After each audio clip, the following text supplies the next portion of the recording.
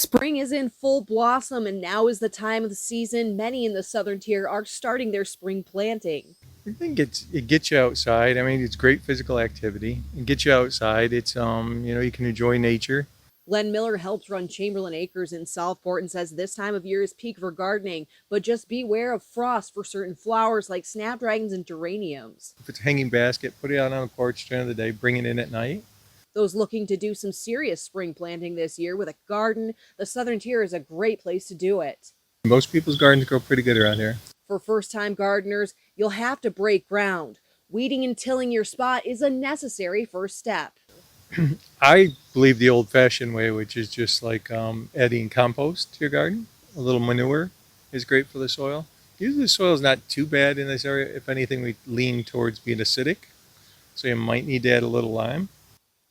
Research by Scott's Miracle-Gro found 55% of people garden to make a beautiful space for blooms, while 43% of us garden to grow food. So when the pandemic hit, there was a shortage on food.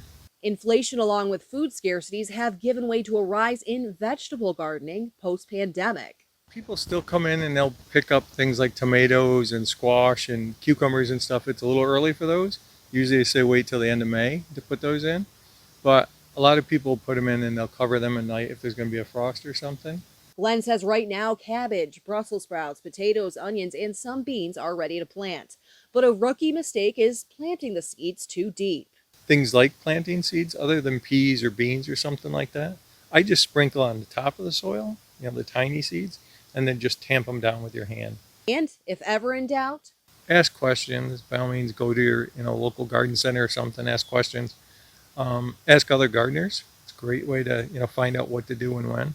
Sonia Ellison, Big Fox News.